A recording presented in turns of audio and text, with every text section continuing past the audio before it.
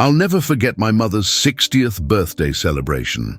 After years of struggling as a single mom, she finally had everything she wanted: a beautiful home in the suburbs of Boston, her dream job as a curator at the local art museum, and both her daughters, myself and my younger sister Olivia, gathered around her table. The evening started perfectly. Mom was beaming as she welcomed her closest friends and family into her home. I had flown in from Chicago, where I'd been working as a financial analyst for the past 3 years. My sister lived closer, just a few towns over, with her husband Eric. "Emma, darling, I'm so glad you could make it," Mum said, embracing me tightly when I arrived. "It wouldn't be the same without both my girls here." I smiled, handing her a carefully wrapped gift. "I wouldn't miss it for the world, Mom." The dining room looked magical. Twinkling fairy lights hung from the ceiling, family photos decorated the walls, and the table was set with Mom's best china. The atmosphere was warm and festive, filled with laughter and the scent of her famous roast chicken and rosemary potatoes. I noticed Olivia seemed tense when she arrived with Eric. Her smile didn't quite reach her eyes, and she kept checking her phone. Eric, meanwhile, was unusually charming, greeting everyone enthusiastically and presenting Mom with an extravagant jewelry box. "Only the best for my mother-in-law," he announced loudly as Mom gasped at the diamond bracelet inside. Everyone applauded, but I caught Olivia's subtle eye roll. Eric and I had never been close. He always struck me as somewhat calculated, too polished. He joined a prestigious law firm shortly after marrying Olivia 3 years ago, and their life looked perfect on social media. The beautiful colonial house, luxury vacations, designer clothes. But something about him always felt off to me. During dinner, the conversation flowed easily as we reminisced about Mom's funniest moments and greatest accomplishments. Eric dominated many of the discussions, talking about his recent promotion and hinting at big news he was planning to share later. "You'll all want to hear this," he said with a self-satisfied smirk, raising his wine glass. "It's going to change everything for us." I noticed how Olivia stiffened beside him, her knuckles whitening around her fork. Something was definitely wrong. As dessert was being served, Mom's favorite chocolate cake, I felt something brush against my leg under the table. Olivia had slipped me a folded napkin. Making sure no one was watching, I carefully opened it in my lap. Written in my sister's neat handwriting were 5 simple words: "Leave before he speaks, please." My heart started racing. I glanced at Olivia, who was staring intently at her plate, refusing to meet my eyes. Eric was engaged in conversation with Mom's best friend, gesturing animatedly as he told some story about a difficult client. What could possibly be so urgent? What was Eric planning to announce that Olivia wanted me to miss? Just then, Eric clinked his glass with his spoon. "Before we finish this delicious cake, I'd like to make a toast and share some exciting news." I saw the panic in Olivia's eyes. Without thinking twice, I stood up abruptly, my chair scraping loudly against the hardwood floor. "I'm so sorry," I blurted out. "I just remembered I need to make an urgent call to Chicago. Work emergency. Please excuse me for a moment." All eyes turned to me in surprise. Mom looked disappointed, Eric annoyed, but Olivia gave me the slightest nod of gratitude. "Can't it wait, Emma?" Mom asked. "Eric was about to share some news." "I'm really sorry. It's about a major client account. I'll be quick," I promised, already backing away from the table. I hurried to the guest bedroom and closed the door behind me, my mind racing with possibilities. What was happening? Had Olivia and Eric's perfect life been a facade all along? I paced the room nervously, wondering if I should call someone or go back downstairs. 5 minutes passed, then 10. Suddenly, raised voices erupted from the dining room, followed by the sound of something shattering. I rushed back to the dining room to find a scene of complete chaos. Mum's best china lay broken on the floor. Eric was standing, his face red with anger, pointing accusingly at Olivia. My sister was in tears, her shoulders shaking. "You had no right," Eric shouted. "We agreed this was the perfect time." Mom looked bewildered, glancing between them. "What's going on?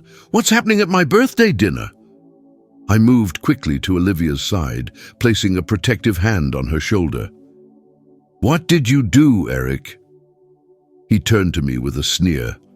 "Of course you're back just in time for the drama. Your sister doesn't want me to share our wonderful news." "It's not wonderful," Olivia said quietly, her voice trembling. "And it's not our news.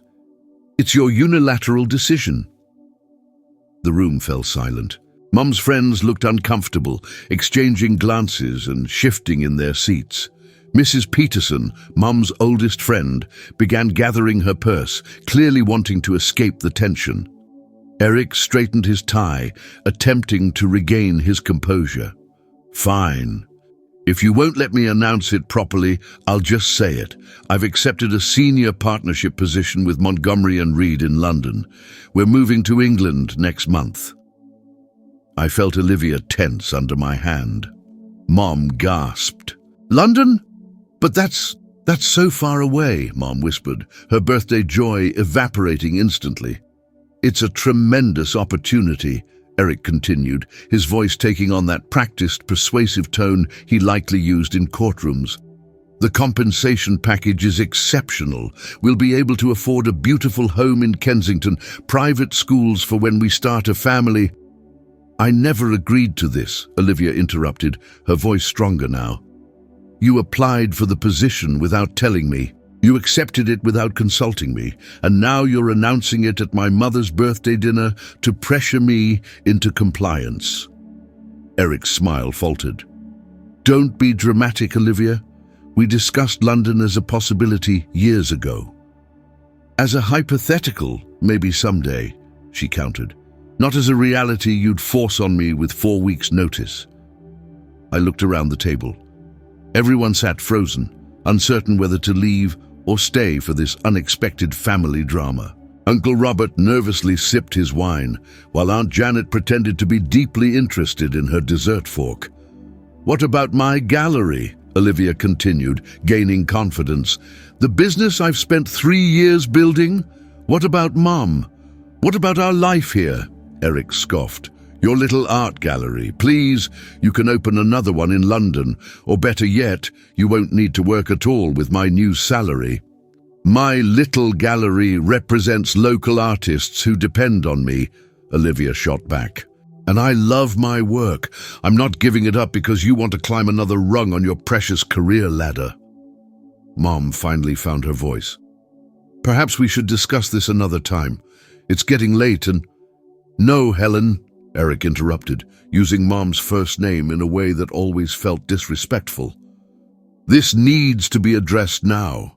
Your daughter is being unreasonable and childish." That's when I stepped forward.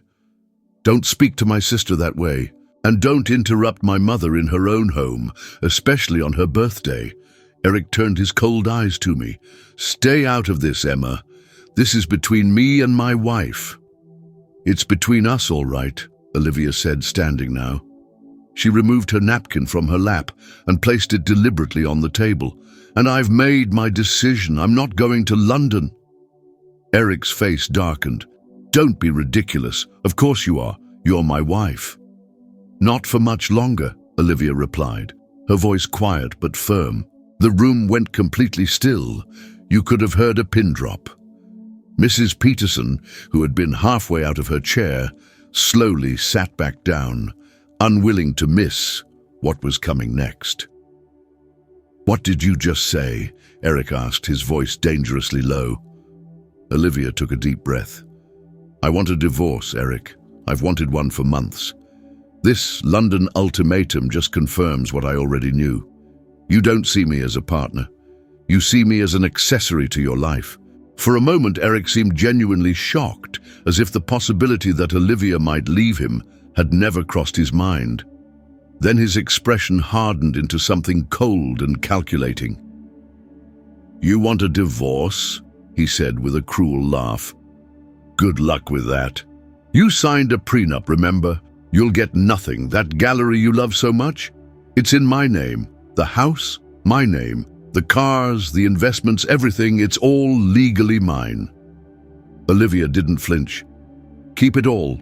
I don't want your money. You say that now, Eric sneered, but we both know you've grown accustomed to a certain lifestyle, one you could never afford on your own. What will you do? Move back in with Mommy? Start over at 32 with nothing? Mom stepped forward, her voice shaking with anger. That's enough, Eric. I think you should leave. I'm not going anywhere without my wife, he insisted, grabbing Olivia's arm roughly. That's when I saw something I'd never seen before, pure fury in my gentle sister's eyes. She wrenched her arm from his grasp and took a step back. Don't touch me, she warned. And if you must know, I've been preparing for this day.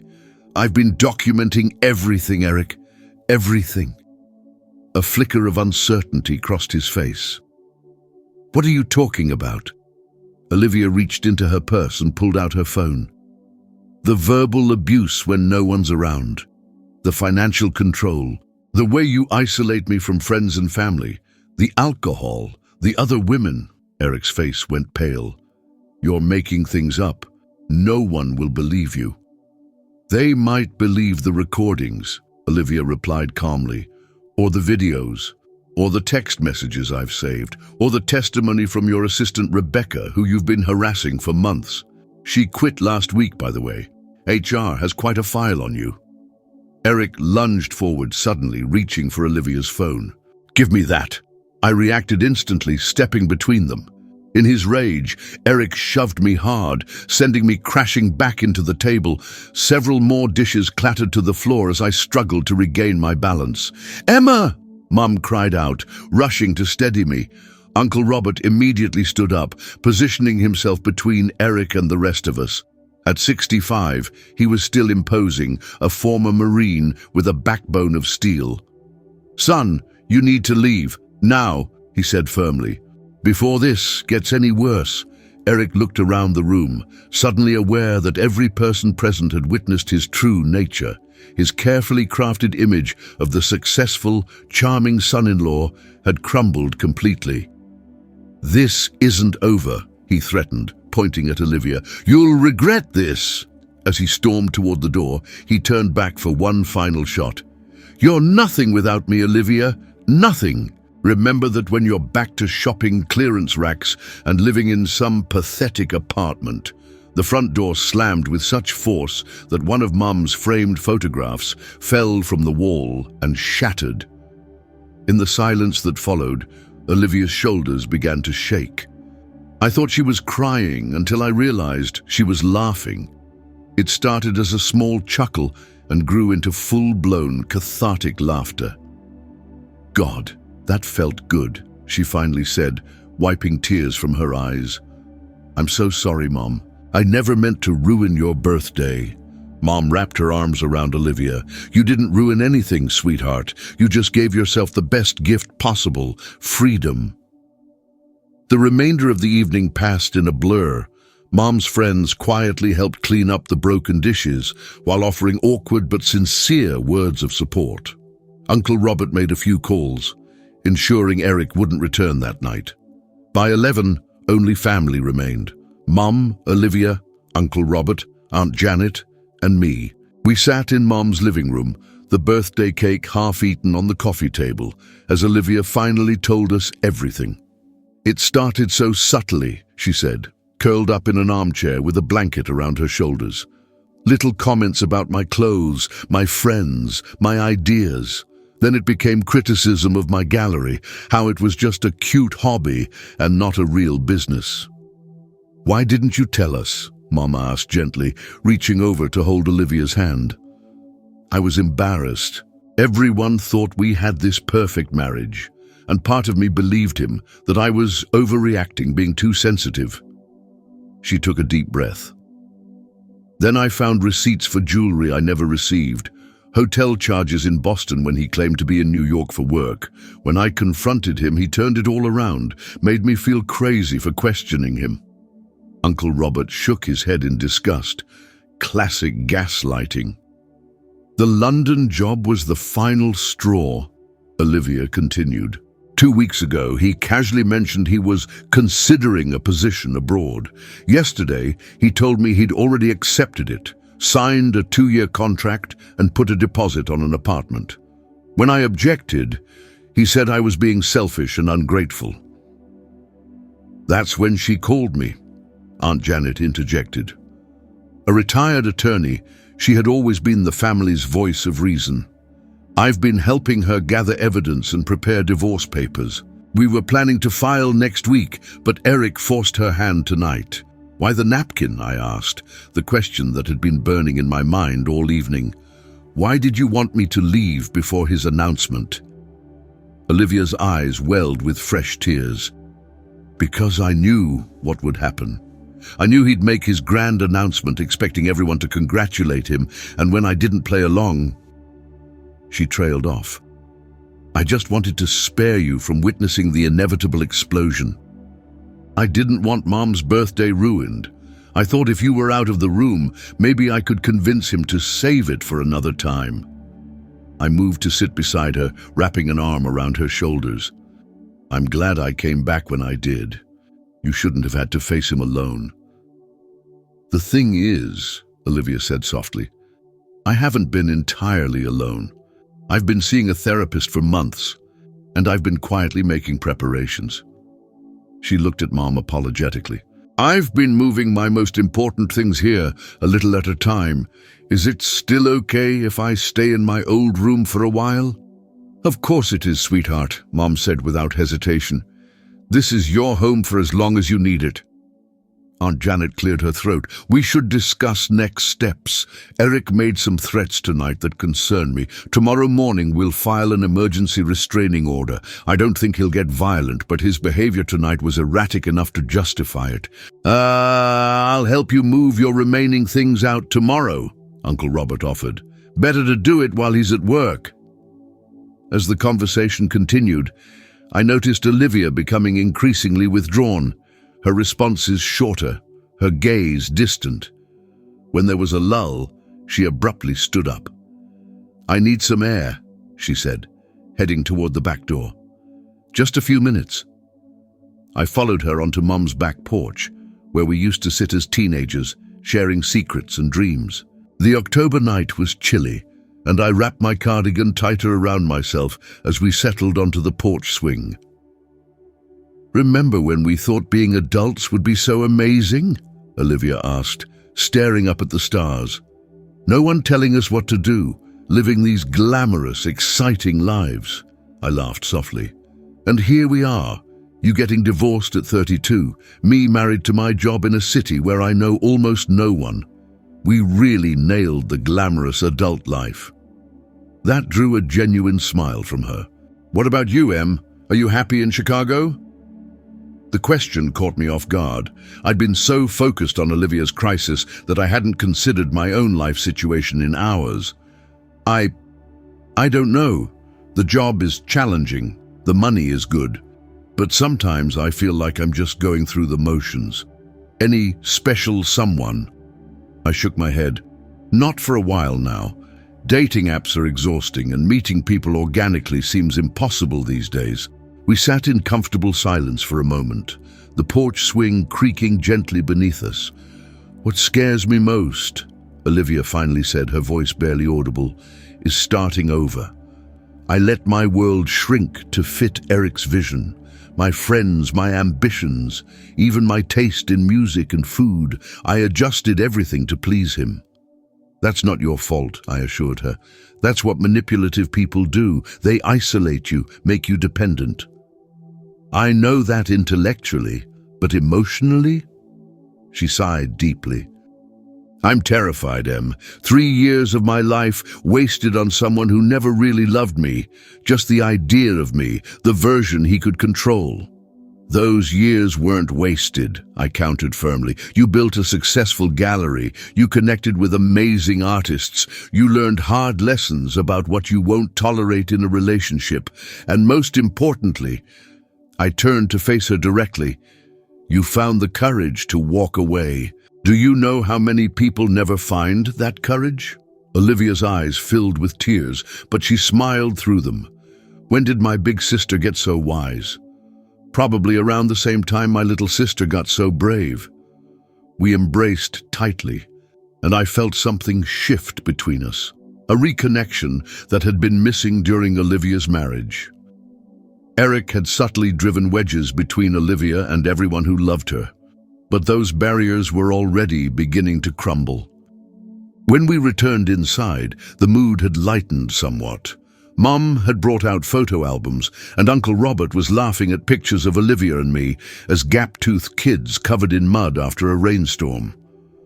I think, Mom said tentatively as we rejoined them, that despite everything, this might be one of my most memorable birthdays. Not because of what happened with Eric, but because for the first time in years, I feel like I have both my daughters back. Really back. Olivia's phone buzzed on the coffee table. Her face tightened as she checked the screen. It's Eric. He sent 17 messages in the last hour. Aunt Janet held out her hand. May I? Olivia handed over the phone. Aunt Janet read through the messages, her expression growing darker. Threats, apologies, more threats, love declarations, financial intimidation. Classic abuser cycling through tactics. We're definitely filing that restraining order first thing tomorrow.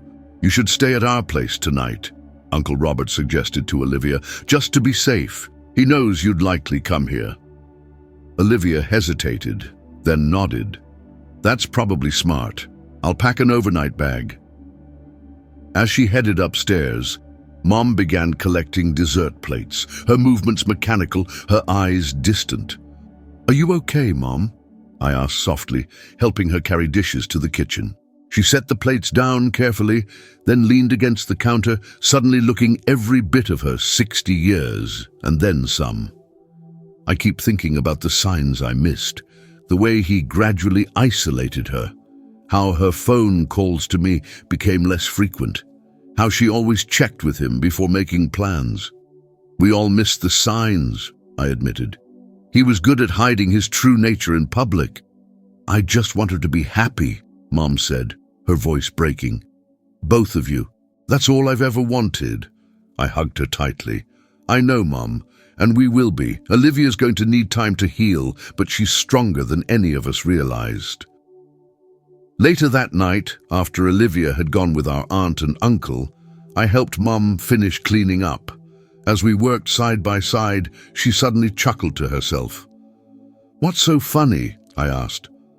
I was just thinking, this wasn't the birthday I expected, but in a strange way, it might have been exactly what we all needed. A wake-up call. A fresh start. She smiled at me, and best of all, it brought my girls back together. As I climbed into bed in my childhood room that night, I realized Mom was right. Whatever challenges lay ahead for Olivia, she wouldn't face them alone. And somehow, being thrust into this crisis had awakened something in me too. A realization that my carefully structured life in Chicago was missing the connections that truly mattered. My phone buzzed with a text from Olivia.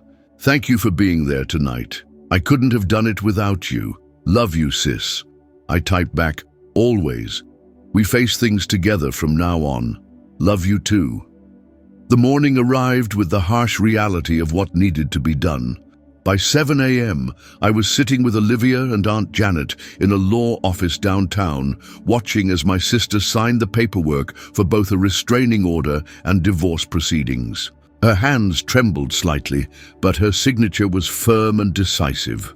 The court should process the emergency order by this afternoon, the family law attorney explained. In the meantime, we'll have these delivered to Eric at his office rather than at home. Our next stop was Eric and Olivia's house, a beautiful colonial that suddenly felt cold and oppressive as we pulled into the driveway. Uncle Robert's truck was already there, and he stood talking with two of his former Marine buddies who had volunteered to help. Eric's car is gone, so he's probably at work, Uncle Robert reported. Let's move quickly. As I helped Olivia pack clothes from the walk-in closet, I couldn't help noticing how her modest wardrobe was compressed into one small section, while Eric's expensive suits dominated the space. He always said I should dress appropriately for a lawyer's wife, Olivia explained. He'd buy me designer outfits that weren't my style, then get upset if I didn't wear them. In her home office, she took only her laptop, a few personal photos, and a battered sketch pad from college. "The real me is at the gallery," she said softly. "Everything else here is just window dressing." By noon, Olivia's essential belongings were loaded into various vehicles. She stood in the foyer, looking around one last time, then slowly removed her wedding and engagement rings, placing them on the entryway table. For what they cost, they never felt like they fit right anyway. We were just about to leave when a car screeched into the driveway. Eric emerged, his face thunderous. "Get back inside," Uncle Robert ordered us quietly. "Lock yourselves in the study until I come get you." Even through the thick door, we could hear the confrontation. "What the hell do you think you're doing?" Eric's voice boomed. "That's my property you're loading up." "Your wife is removing her personal belongings, which she's legally entitled to do," Uncle Robert replied firmly. "Where is she? Olivia! Get out here right now!" There was the sound of a scuffle, then Uncle Robert's voice, deadly serious. "Put your hands on me again, son, and you'll regret it. The police are already on their way." Olivia was shaking beside me, but her jaw was set in determination. "I need to face him," she whispered. Before Mom or I could stop her, she opened the door and walked into the foyer. We followed close behind. Eric's face contorted with rage. "So this is how you want to play it, sneaking around behind my back, stealing from our home while I'm at work." "I'm taking what's mine, Eric," Olivia replied calmly. "Just personal items. Everything else can be decided by the courts." He laughed bitterly. "You think the courts will side with you, a part-time gallery owner against one of Boston's top attorneys? You'll be lucky if I don't sue you for the clothes on your back." I stepped forward, unable to contain myself. "Stop trying to intimidate her, it's over." Eric's cold eyes fixed on me, always the protective big sister. "Tell me, Emma, did you put these ridiculous ideas in her head? She was perfectly happy until your visit." "Was she?" I challenged. "Or was she just getting better at hiding her misery from you?"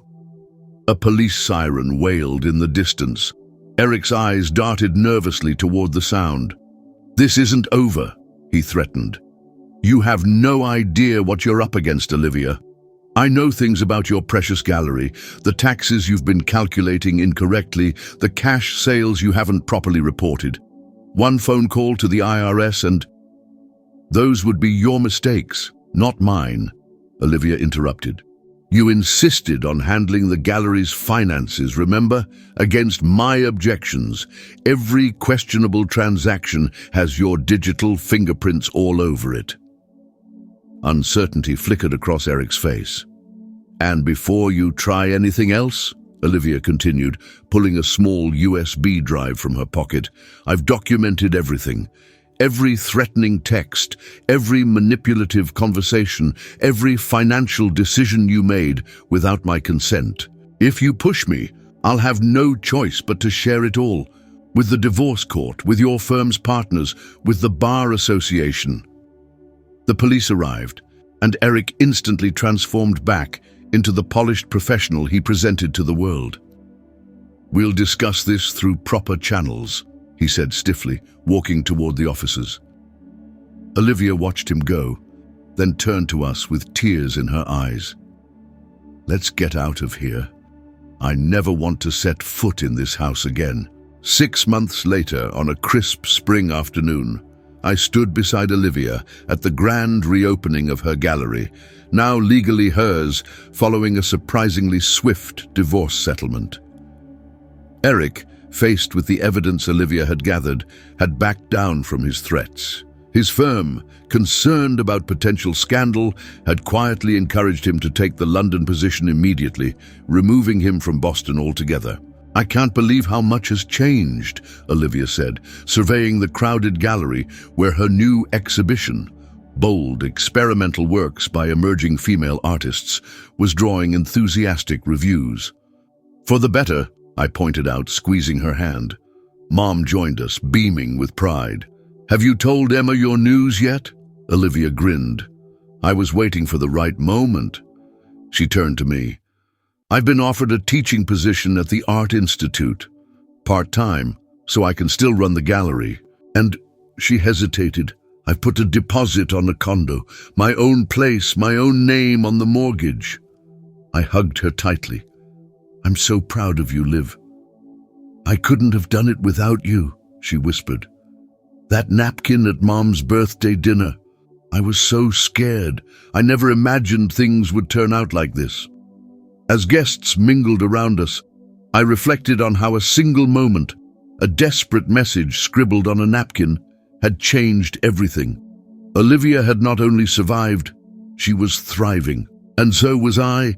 After witnessing my sister's courage, I'd made changes in my own life too, transferring to my company's Boston office to be closer to family, rediscovering old passions I'd neglected in my pursuit of career success. Some birthdays are simply celebrations. Others, like Mom's 60th, become turning points that forever alter the course of lives. As I watched Olivia confidently discussing her artistic vision with an influential critic, I silently thanked her for that folded napkin, 5 words that had ultimately freed us both.